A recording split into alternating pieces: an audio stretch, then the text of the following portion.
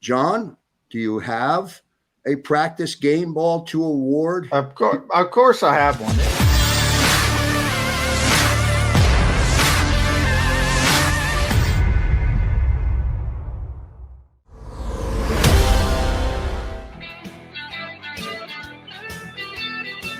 And week 3, day 11. It's time for our Eagles camp recap with NFL insider John McMullen across the JAKIB Media YouTube channel. We begin tonight, John McMullen, excessively hot, more injuries mounting, new issues, more signings, and that's the start of what is day 11, week number 3. Yeah, it was a hot one out there, Krause. It's going to get worse, I think, over the next couple of days. So it's going to be really, really hot Thursday night, even though it is a night game, the preseason opener against Pittsburgh. So, hey, it's that time of year. You got to find a way to get through it from a hydration standpoint. Keep all the players. Luckily, you have 90 players, although that injury list for the Eagles keeps growing and growing and growing. Only an 80-minute practice session today, but 3 players had to be taken off, injured.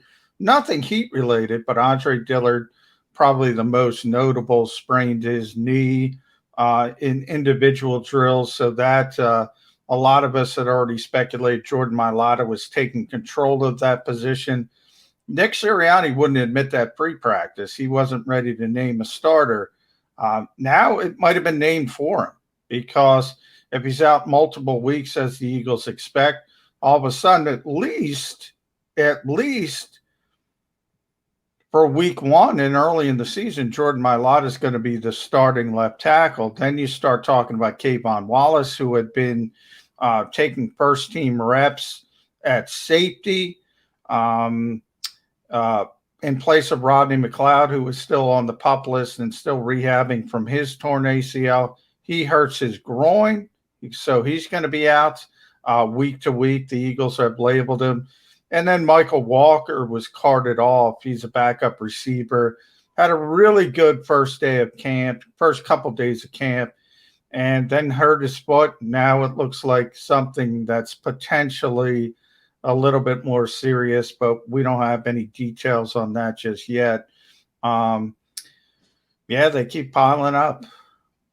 Any updates on the previous injury list that always comes out on a day-to-day basis? I did see a note. I think it was it may have been a post that you pushed out on Twitter regarding Ryan Kerrigan. Yeah, Ryan Kerrigan underwent thumb surgery, so it's not serious. He wanted to get it done now so he could be ready for week 1. And he's only going to be out 7 to 10 days, the Eagles say. So it's not serious. I wouldn't worry about that. That's a guy who probably doesn't need all that many reps anyway.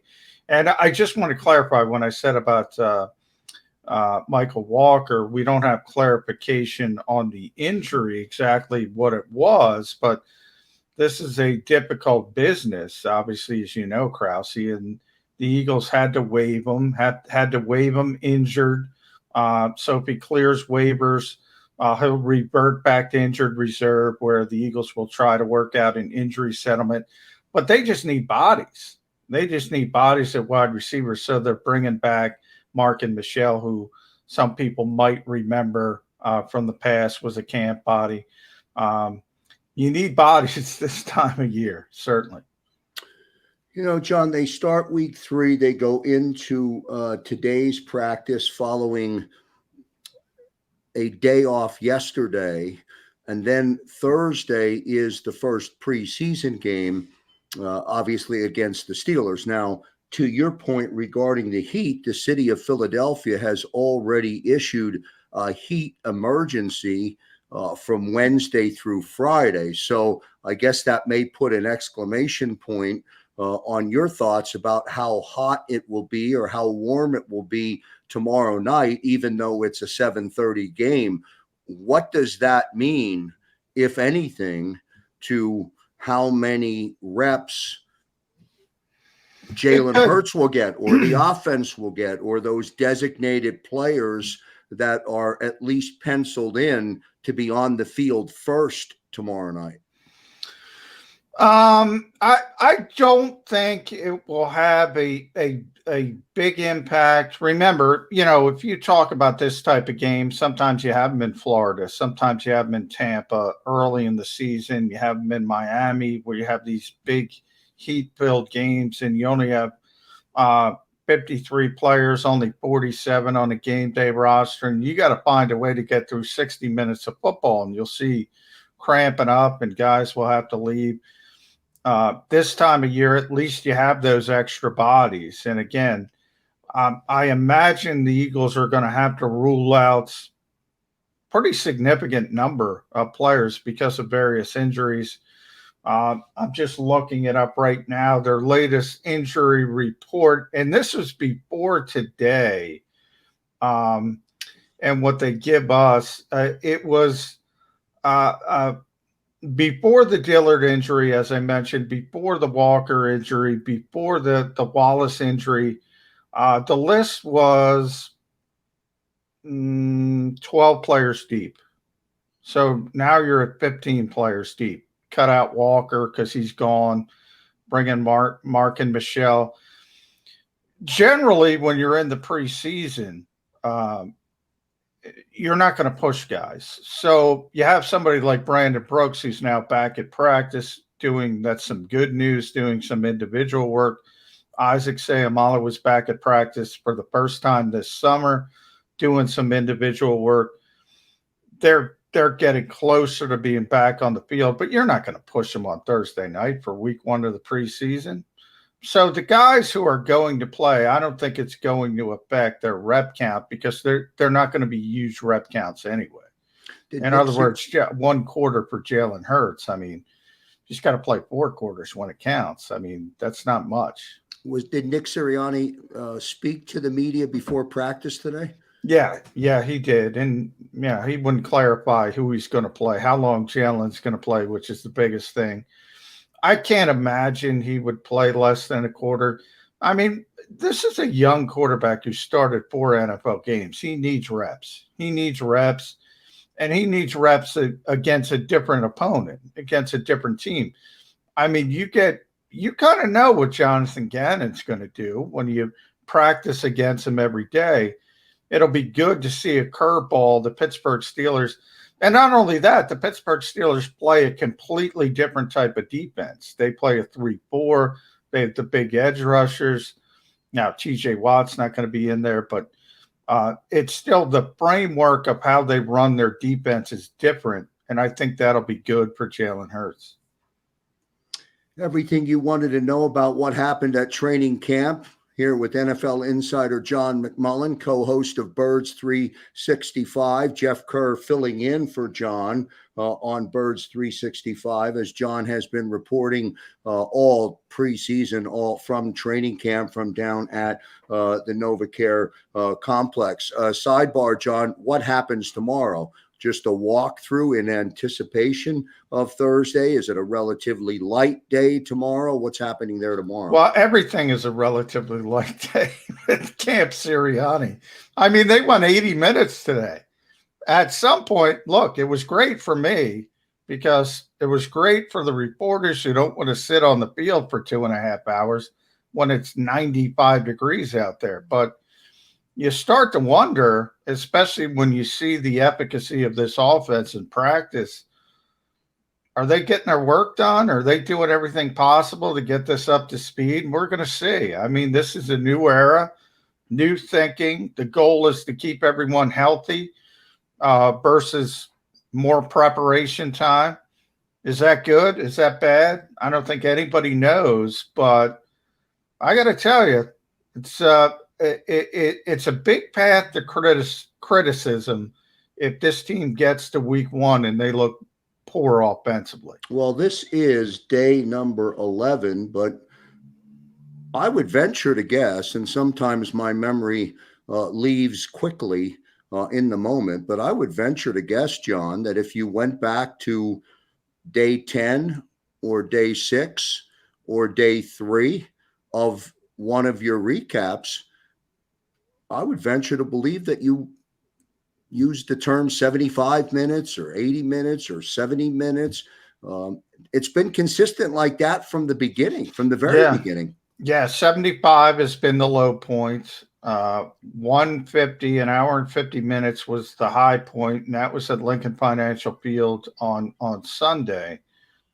That's been your range, and there's been more closer to 75 minutes than those closer to an hour and 50 minutes. So it's a little bit strange. I know this team is, called September the new August and that type of thing. Again, with the goal of getting, especially the veteran players, the over 30 players,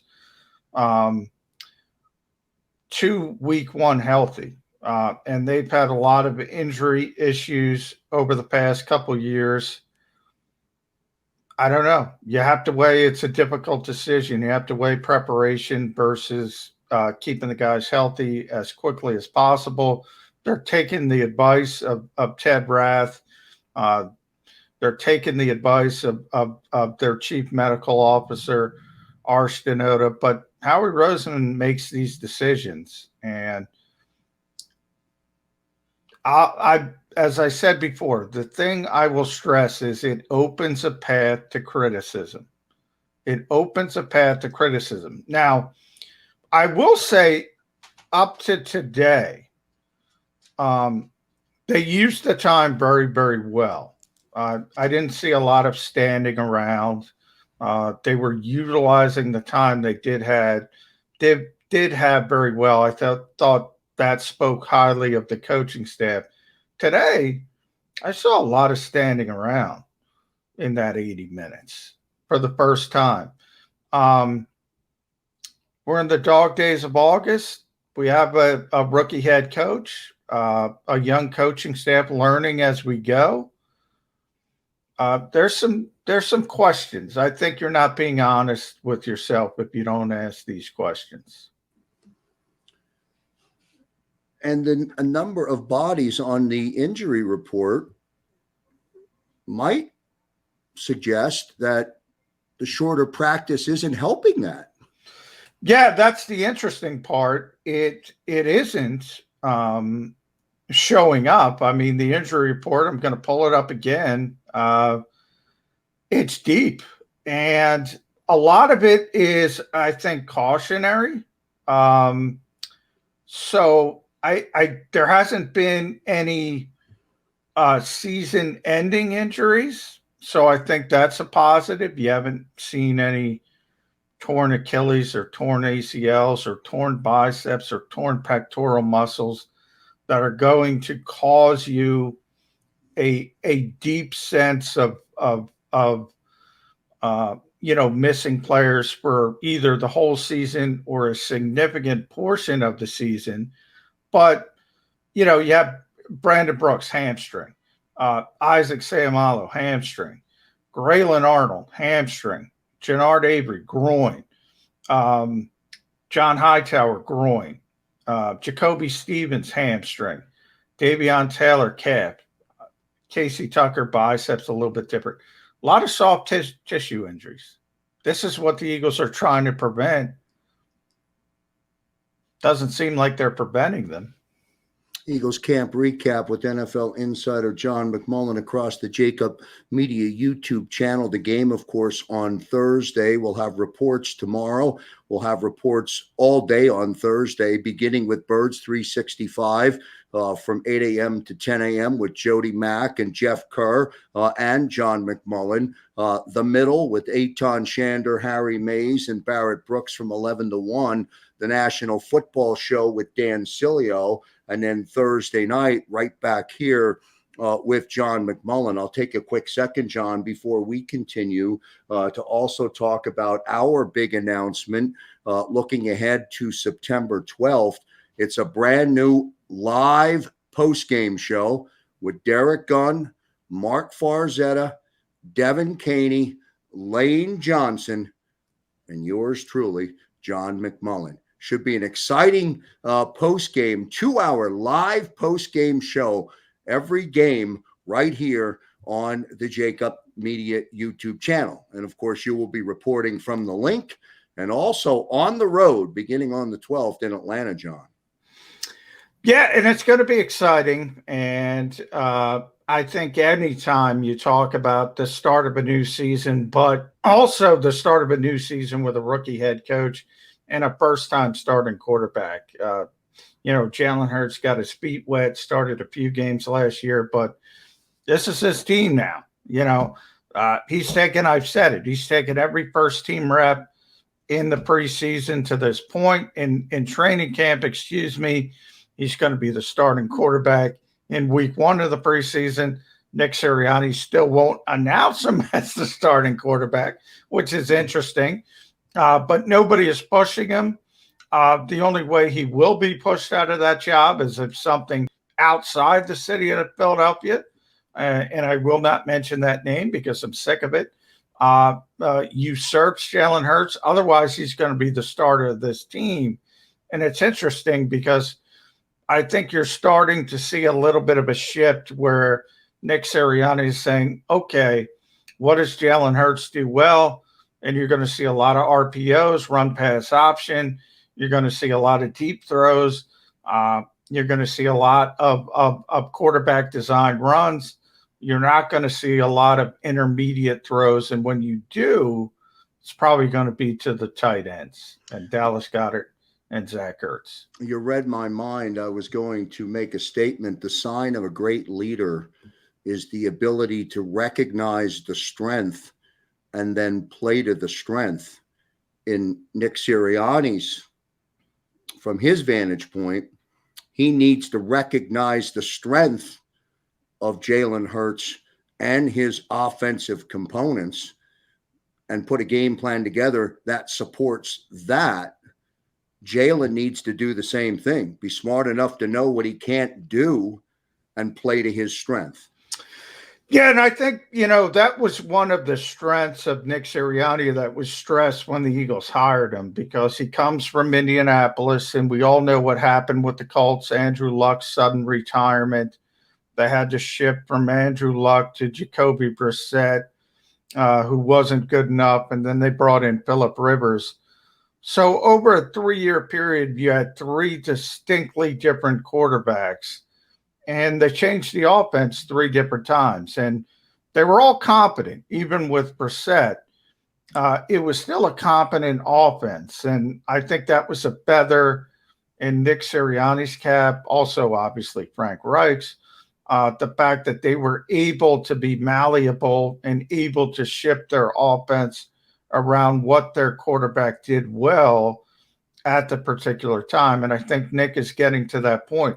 Look, he wanted this to be a vertical offense. He wanted more speed on the field. Same thing Doug Peterson wanted. He was dreaming about Devontae Smith and Jalen Reagor and Miles Sanders and even lesser players like, whether it's Kenny Gainwell as in a 2 running back situation, or Jason Huntley or Quez Watkins or John Hightower. All these guys can run, and I mean really run. But, his best players are tight ends. I would argue that Zach Ertz has been the best offensive player in camp. The young players, the young receivers have not performed well, with the exception of Quez Watkins, who's been solid. Devontae Smith was okay, but then he got hurt. I think Jalen Reagor's been a disappointment. John Hightower was a disappointment before he got injured. And I think he's starting to realize, okay, this is what I want to do. Maybe I'll get to that point eventually. But until I get to that point and I have the personnel to do it, I got to take advantage of the personnel I have. One quick point for clarity, and this goes back to when Nick Sirianni was hired. Nick had made the statement that he will call the plays offensively. Still true? Nick will call all offensive plays from the sideline? Yeah, no surprise there. I mean, he's an offensive coach. He was hired to call the plays. He's going to call the plays. It was interesting. Nick was asked today if he ever did it before. He has called plays in the preseason before. He got that opportunity under Mike McCoy when he's with the Chargers. Frank Reich let him do it in Indianapolis. I believe he said Todd Haley, even going way back to Kansas City, let him do it once, or partially let him do it once, called the passing plays. So he's had a little bit of an experience in exhibition games, preseason games. But yeah, first time play caller. We just went through it with Doug Peterson, who was in a similar situation. He had been given a few opportunities here and there to call plays by Andy Reid, but not over a full game or anything of that nature. There's going to be some hiccups, but yeah. I always, everybody learns on the fly. And I always say, Krause, and this holds true, people don't grade play callers. They grade results. In other words, they're grading the result of the play. Now, sometimes you could have the worst play call imaginable, but you have a great player and he makes a great play and you look like a genius, even though you called a crappy play.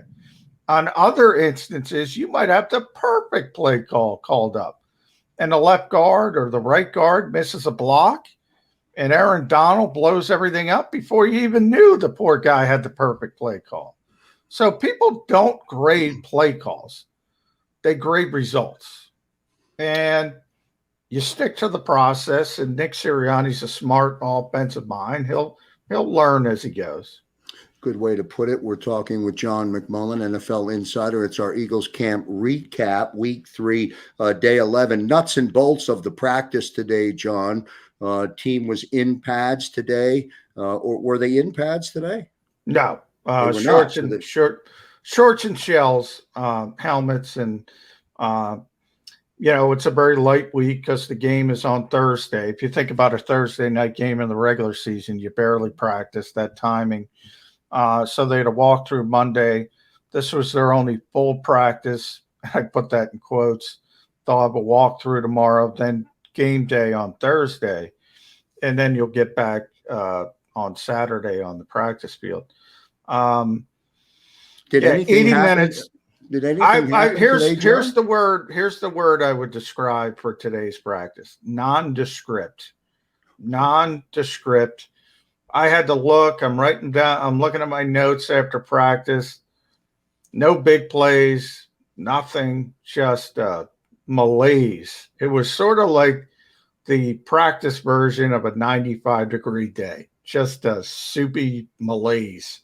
Well, stay with us. Don't leave the JAKIB Media YouTube channel, because at the very end of this updated report from week 3, day 11, John McMullen will still award his practice game ball. We'll see how he comes to that conclusion.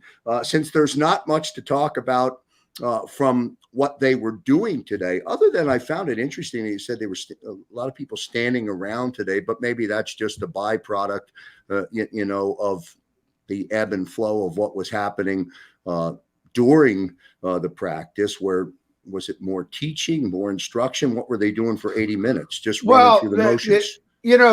I should say there was late in the practice, probably about an hour in, they went into a extended special teams period, which, by the way, they haven't done a ton of special teams work. So it was there where other guys were standing around a little bit, the guys who weren't involved in special teams. Previously, when they were doing special teams, they'd have guys on the other field. They were still working. They were still doing some individual stuff.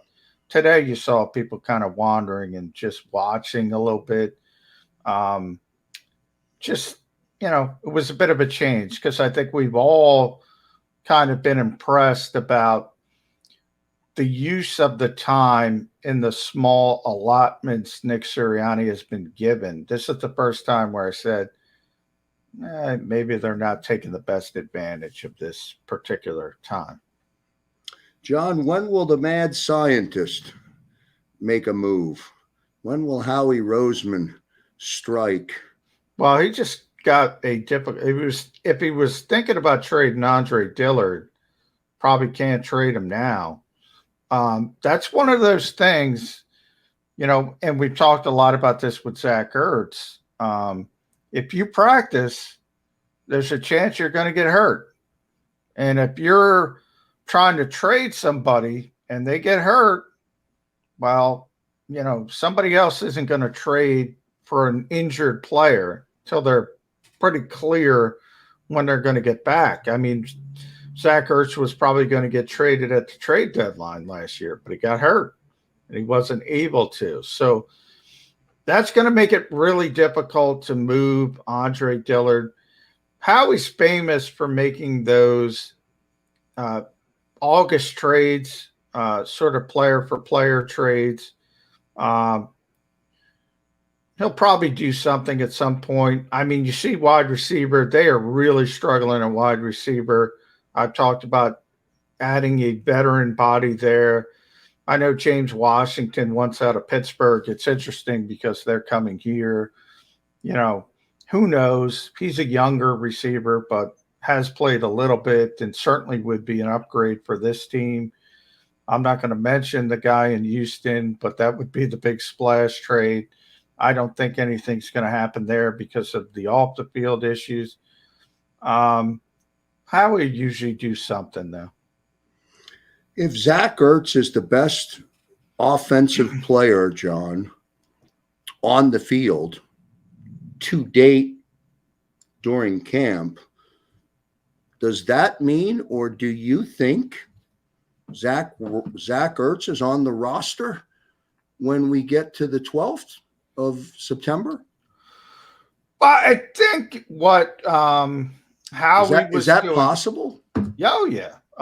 I think Nick wants him on the roster now. I think Nick Sirianni has clearly gotten to camp and said, okay, this guy can play. He can still play. And my receivers haven't been good. And I want to utilize this guy.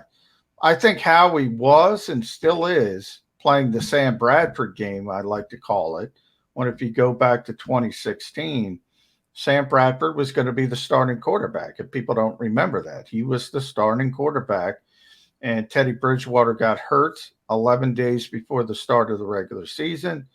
All of a sudden, Minnesota at the time thought they were a contender. Sam Bradford was the only starting level quarterback available. The Eagles had tremendous leverage. They turned it into a first-round pick. Now, the position's not the same. You're not going to be leveraged someone to that degree at tight end. But if you do have a contender who thinks they're a potential Super Bowl appearance type team, and they need a tight end, and their tight end gets hurt, they might up the ante for Zach Ertz. Say, let's go get Zach Ertz. That was the game that Howie was playing, the game of chicken. It still goes on. That could still happen. The odds were always against it. The stars aligning like that. And I think we've gotten to the point where Nick Sirianni's said, I like this guy. I prefer he'd stay around. Now, Zach doesn't want to be here. That hasn't changed. He doesn't have a ton of respect for the organization right now. That hasn't changed, but he will be a professional. He's got nothing against Nick Sirianni. As I said, he's performing. He's been the best offensive player in this camp. The coach would like him, but the coach doesn't have the power. So it comes down to, can Howie get somebody in a desperate situation to leverage Zach Ertz? If he can't, he'll be here. By the way, unrelated, speaking of tight ends, but our good buddy Colin Thompson turning some heads this year down in Carolina, making some great catches in practice. So nice to see CT doing well. Your former co-host on the Countdown to Kickoff and show. My bodyguard too. Yes, sir. When I criticize, and my bodyguard. So always thrilled for Colin's success. Last thing, Johnny Mac, before we end it for tonight, this week 3, day 11, Eagles camp recap with NFL insider John McMullen. Quez Watkins, will he get some first team reps on Thursday night? Yeah, he should. He certainly should. And remember, Devontae Smith is not going to play, so that helps as well. Generally, it's been Travis Fulgham and Jalen Reagor and Greg Ward with the first team, but Quez has been the best of the second-tier receivers, and I think you have to take a look at him. If I were Nick Sirianni, I'd be taking a look at him because he's outperformed certainly Jalen Reagor, certainly Greg Ward. You could argue Travis Fulgham's done some nice things, but you could even argue he's outperformed him. So why isn't he getting first team reps? And by the way, he gets a few here and there. But I'd like to see significant first team reps to see if he can play the way he's been playing against first team defense. Last question before you award your practice game ball, if you have one, and it might be a big reach today. Even though he will not be named the starting quarterback of this football team, Jalen Hurts will start on Thursday night, correct? Yes, he will start on Thursday night. Just a matter of how long he's going to play. If it were me, he'd certainly play a quarter. He needs all the reps he can get.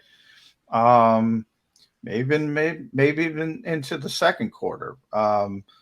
We'll see how Nick Sirianni handles it. He is the starting quarterback, though. And the only way he's not going to be the starting quarterback is if somebody from outside of this roster is brought in. Joe Flacco's not beating him out. So anybody worried about that, don't worry about it. All right, John McMullen, NFL Insider, with our Week 3, Day 11 recap here across the JAKIB Media YouTube channel. John, do you have a practice game ball to award? Of course I have one. And by the way, it made a big play. So Darius Slay gets the game ball. He's had a great camp overall. Had another pass breakup. Just a veteran savvy corner. This has been one of the problems. And, Jalen Hurts late on the throw. He's too late throwing the football on far too many occasions. Slay was able to see it, undercut Jalen Reagor. Another pass breakup. There has been an unbelievable amount of pass breakups in this camp. Darius Slay's been a part of a lot of them. He's played very well as a whole. He also helps the young players. I think people look at Slay, and I talked about this today on another platform with our buddy Rich Q down in Atlantic City. And I said to myself, this guy's always helping the young players. He's got this big personality that rubs certain people the wrong way, but he's helping Devontae Smith on the offensive side of the ball, Quez Watkins, John Hightower, all the young receivers. He tries to explain to them, you got to do this to get our press coverage. He helps the young corners like Zach McPherson. He's a big part of this team, and he's having a great camp. So game ball to Slay. Don't call him Darius. He hates it. Call him Slay. But do call Nick Sirianni Coach Sirianni, correct? No, I'm not. He's not my coach, Joe. He's not my coach. Right. Good now, stuff. He is not. Nick Sirianni's never said that. Never. He does not have that type of ego. You can call Nick. Like that. Good way to end here on Eagles Camp Recap with NFL Insider John McMullen. Right back tomorrow on Birds 365. Jody Mack and Jeff Kerr. John McMullen will check in. Remember the middle with Eitan Chander, Harry Mays, and Barrett Brooks. The National Football Show with Dan Cilio. And then make sure you subscribe. It is live postgame, the live postgame show following every Eagles home game right here on the JAKIB Media YouTube channel. Derek Gunn, Mark Farzetta, Devin Caney, Lane Johnson, and our very own John McMullen, 2 hours following every Eagles football game on the 2021 schedule. That's going to do it for tonight. On behalf of John McMullen, we thank everybody for tuning in. I'm Joe Krause. See you next time, everybody. Today's show on the JAKIB Media channel. Listen to the podcast on your way home. Available on YouTube, Apple, and Spotify.